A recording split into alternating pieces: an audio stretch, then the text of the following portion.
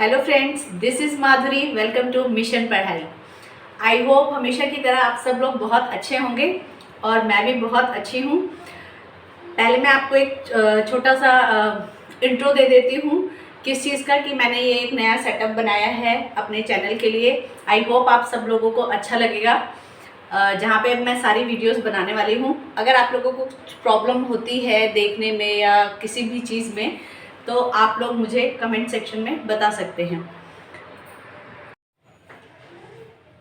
Okay, तो हम जो चैप्टर आज बताने वाली हूँ मैं, जो हम आज चैप्टर स्टार्ट करने वाले हैं, वो हमारा क्लास 9th का ही फ्रेंच रिवॉल्यूशन है, जो हमने लास्ट में पढ़ा था, द स्ट्रगल टू सर्वाइव। अब उसका जो नेक्स्ट टॉपिक है वो हम करने वाले हैं। तो मैं आपसे बार बार बोलती हूँ कि जब भी आप चैप्टर को पढ़ें तो आप हमेशा अपनी NCERT की बुक ज़रूर अपने पास रखें। तो आपको क्लास 9th की NCERT की बुक लेके पढ़नी है, या तो आप पहले वीडियो को देख लीजिए, उसके बाद NCERT को 2 टाइम्स रीड करिए। अदरवाइज आप पहले NCERT को रीड कर लीजिए, उसके बाद आप वीडियो देखिए, उसमें टॉपिक्स को समझिए। और ये बहुत इंपॉर्टेंट चीज़ है, 9th का जो भी सारा सिलेबस है वो 10th के लिए एक बेस है। अगर आप 10th में बहुत अच्छे मार्क्स स्कोर करना चाहते हैं तो उसके लिए आपको 9th बहुत अच्छे से पढ़नी होगी, और जिसके लिए आपको अदर बुक्स, रेफरेंस बुक्स, उसके पहले आपको सबसे पहली प्रिपरेशन अपनी NCERT से करनी होगी।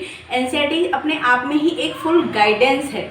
ये मैं बार बार बच्चों को बोलती हूँ। बच्चों का मेरे पास कमेंट आया हुआ है कि मैम हम इस बुक के अलावा और कौन सी बुक पढ़ें या कौन सी रिफ्रेशर यूज़ करें। तो मैं आपको क्लियर कर दूं कि आपको किसी रिफ्रेशर की कोई ज़रूरत नहीं है। अगर आपने NCERT पढ़ी है 2-3 बार, जितनी बार आप उसको रिपीट करेंगे ना, आपको उसमें एक नया वर्ड, आप उसको एक डीप नॉलेज आपको उससे मिलेगी। तो सबसे ज़्यादा इम्पॉर्टेंट है आपके NCERT की बुक, ठीक है। तो जो हमारा टॉपिक है आज का वो है a growing middle class envisages to an end to privileges, जिसमें प्रिविलेजेस का मतलब आपको पता है कि कुछ ऐसी इम्पॉर्टेंट चीज़ें, कुछ ऐसे ओहदे, कुछ ऐसी फैसिलिटीज़ जो सिर्फ बड़े लोग, कुछ लोग ही उस चीज़ को एक्सेप्ट कर पा रहे थे या उस चीज़ को लेके चल पा रहे थे। मतलब आप कह सकते हो उनको खास अहमियत दी गई थी। VIP ट्रीटमेंट जो होता है ना, दैट इज प्रिविलेजेस, आप समझ सकते हो। और वो बाय बर्थ फ्रेंच सोसाइटी में, फ्रांस में, वहां पर किनको मिला हुआ था? क्लर्जीज और नोबिलिटीज को। अब इसमें इस टॉपिक के आप हेडिंग से ही समझिए, अ ग्रोइंग मिडिल क्लास मतलब जो एक आपका थर्ड क्लास था, जहाँ पे पीजेंट्स के third class, that mean third class से मतलब नहीं है, हमारा फर्स्ट क्लास नोबल, वो नोबिलिटी और क्लर्जी के बाद जो तीसरे ओहदे में हमारे जो आते थे, थर्ड एस्टेट में हमारे आते थे पीजेंट्स, फार्मर्स, कारपेंटर्स, और जितने भी जो छोटे मोटे कारीगर हैं, काम करने वाले छोटे मोटे व्यापारी, वो सब आते थे हमारे थर्ड एस्टेट में। तो एक इम्पॉर्टेंट चीज़ यहाँ पे समझने वाली सबसे पहले ये है कि जो सोसाइटी में चेंजेस आए, जो रिवॉल्यूशन ले आए, वो रिवॉल्यूशन कहाँ से आए? वो हमारे थर्ड एस्टेट लेके आया हमारा, ठीक है। अब ये थर्ड एस्टेट एकदम से सडनली उसको इतना पावरफुल, या सडनली उसके माइंड में इतनी सारी चीज़ें कहाँ से आ गई? जैसा कि मैं आपको लास्ट वीडियो में भी बता चुकी हूँ कि जब किसी चीज़ की अति हो जाती है ना, जब कोई चीज़ बर्दाश्त से बाहर हो जाती है, तो लोग उसको रिबेल करना शुरू कर देते हैं। वो सबके साथ होता है, ठीक है। चाहे वो एक बहुत बड़ी सोसाइटी हो, चाहे वो कोई भी कैटेगरी हो, जब आप बर्दाश्त से बाहर कोई चीज़ करने लगते हो तो अब आपके अंदर एक फ्रस्ट्रेशन है, वो निकल के बाहर आता है। फिर आप उसको चेंज करने की कोशिश करते हो। जब तक आप उस चीज़ को सह सकते हो, ठीक है, काम चल रहा है, तब तक ठीक है। बट एक टाइम ऐसा आता है जहाँ पे आप रिबेल हो जाते हो और आप कहते हो नहीं, अब बहुत हो गया ये सब कुछ, अब मुझे इस सब से मुक्ति चाहिए। तो ये सेम चीज़ हुई थी थर्ड एस्टेट के साथ। थर्ड एस्टेट, जैसा कि लास्ट वीडियो में बताया कि राजा की ट्रेजरी खत्म हो गई थी, ठीक है, लुई 16 की। अब उसने अपने फायदे के लिए क्या करना शुरू किया? टैक्सेस को इंक्रीज करना शुरू कर दिया। अब वो टैक्सेस किस पे इंक्रीज हो रहे थे? लोगों के ऊपर इंक्रीज हो रहे थे। और वो लोग कौन से थे? थर्ड कैटेगरी थी हमारी, ठीक है। नोबिलिटी, क्लर्जीज को कोई फर्क नहीं पड़ा, राजा ने टैक्सेस इंक्रीज किए थर्ड एस्टेट के ऊपर।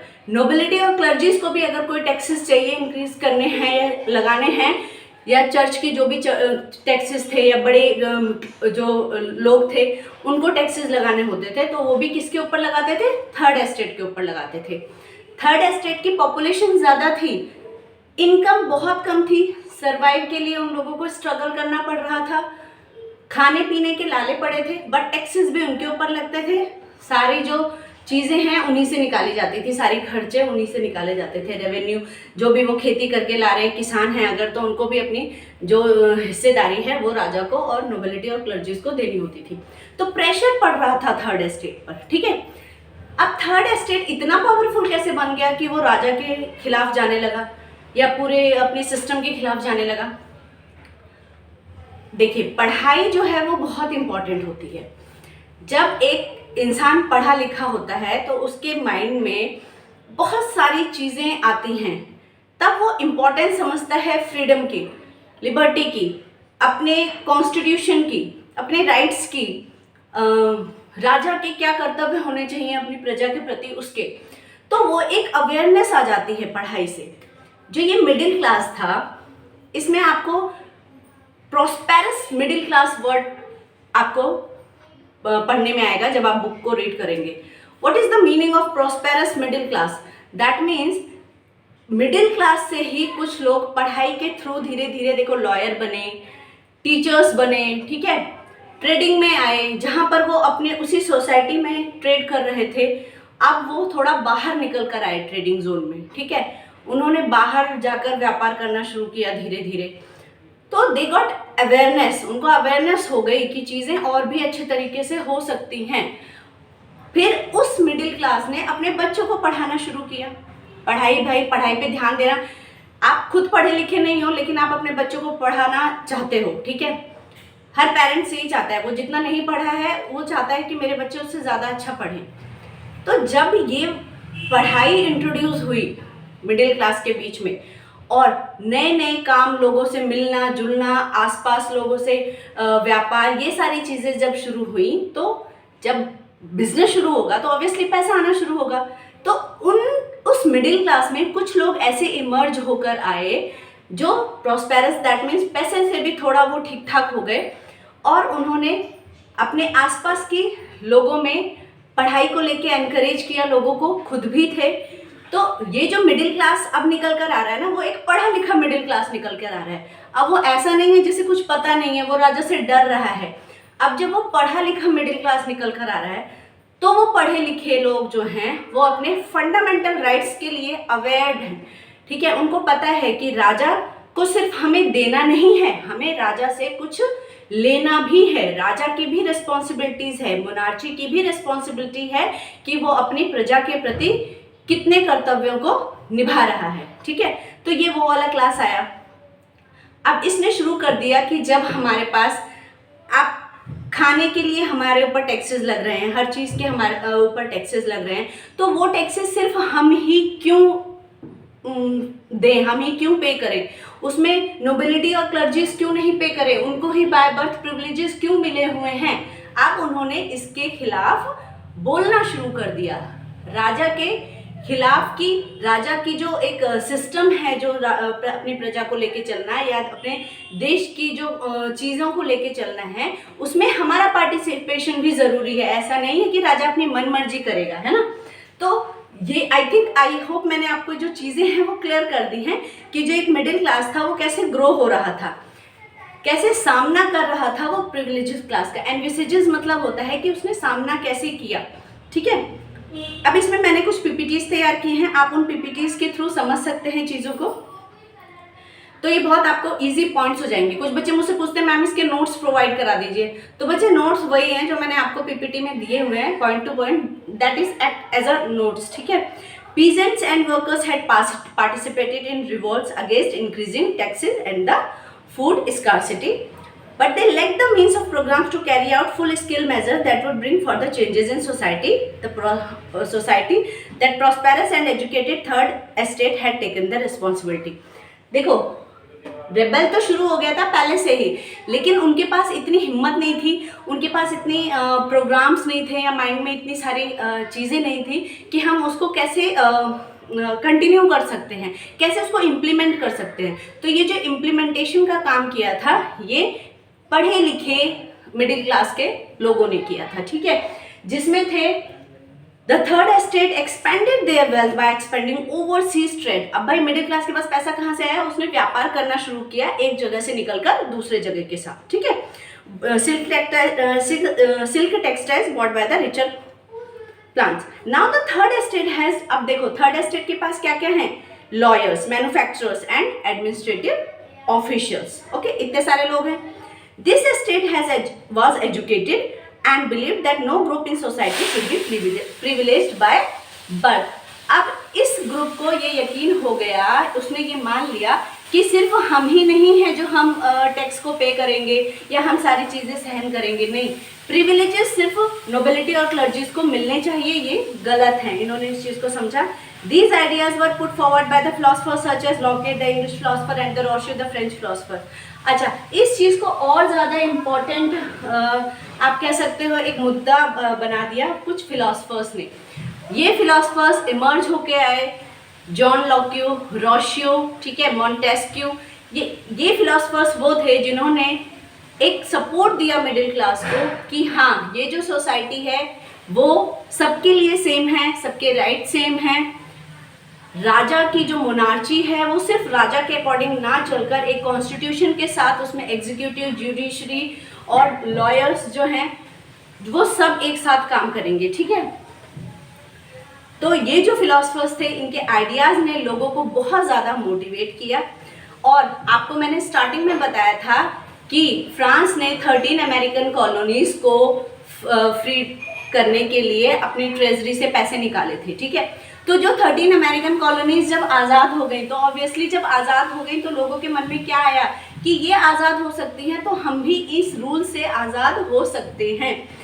दीज आइडियाज, तो एक एग्जाम्पल लेकर चलिए अमेरिकन कॉलोनीज का, जब वो आज़ाद हो सकती हैं, वो अपना कॉन्स्टिट्यूशन बना सकती हैं, तो हम भी कर सकते हैं और हम भी बहुत अच्छे तरीके से लाइफ को आगे ले जा सकते हैं, अपने देश की कॉन्स्टिट्यूशन को चला सकते हैं, okay. These ideas were discussed intensively in salons and coffee houses and spread among people through books and the newspaper. These were even read aloud. अब जो उनके आइडियाज़ थे वो बुक्स में और लोगों के न्यूज़पेपर में आर्टिकल्स बन के जो इसके लिए काम कर रहे थे, उन सब में निकलकर सामने आने लगे। लोग देखो, जो लोग पढ़े लिखे नहीं थे, क्योंकि सभी तो उस टाइम पढ़े लिखे नहीं थे ना, तो जो लोग पढ़े लिखे नहीं थे, पढ़ नहीं सकते थे या बुक्स में उनको बहुत ज़्यादा इंटरेस्ट नहीं है, तो ये सारी जो थ्योरीज हैं, जो फिलोसफर्स की जो बातें हैं कि मोनार्ची क्या है, उसकी क्या क्या रिस्पॉन्सिबिलिटीज़ होनी चाहिए, हमारा कॉन्स्टिट्यूशन कैसा होना चाहिए, जुडिशरी कैसी होनी चाहिए, ठीक है, मोनार्ची के साथ साथ रहकर आप लोगों का पार्टिसिपेशन कैसा होना चाहिए गवर्नमेंट को चलाने में, इन सब के बारे में डिस्कस होना शुरू हुआ सैलून्स पर, कॉफ़ी शॉप्स पर, और जहाँ भी लोग इकट्ठा होते थे वहाँ पर इन बातों को बोला गया। और जिन लोगों को बुक्स पढ़नी आती थी या जो इनकी फिलोसफर्स की थ्योरीज पढ़ सकते थे, उन्होंने तेज तेज बोल कर लोगों को ये चीज़ें बतानी शुरू कर दी। तो दे गॉट मोटिवेटेड, है ना, लोगों में क्या आया, ये एक जोश भर गया, वो उस चीज़ को लेकर चलने लगे।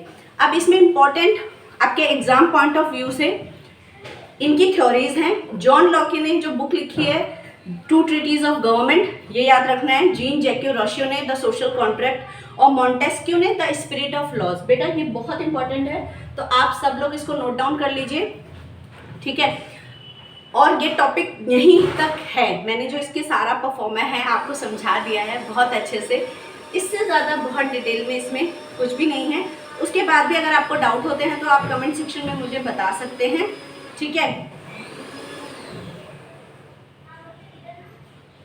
मैं आपको लास्ट जो है the ideas of these philosophers were discuss intensively in saloons and coffee houses and spread among people through books and newspapers. These were frequently read aloud in groups for the benefit of those who could not read and write. The news that Louis XVI had planned to impose further taxes to be able to meet the expenses of the state generated anger and protest against the system of privileges। और जो राजा ने बात की थी कि और taxes को increase करने की, बढ़ाने की, इस पे लोगों का जो गुस्सा था वो खूब निकलकर सामने आने लगा और वो राजा को रिबेल करने लगे, ठीक है, उसके विरुद्ध आ गए। तो एक मिडिल क्लास इमर्ज होकर आया जिसने प्रिविलेज को खत्म करने की बात की, and that is because of the education. So education is always plays a very important role in human life. तो एजुकेटेड रहिए, पढ़िए, नॉलेज को इम्प्रूव करिए और अपने आप को काबिल बनाइए। थैंक यू सो मच इस वीडियो के लिए। नेक्स्ट वीडियो मैं जल्दी लेकर आऊँगी।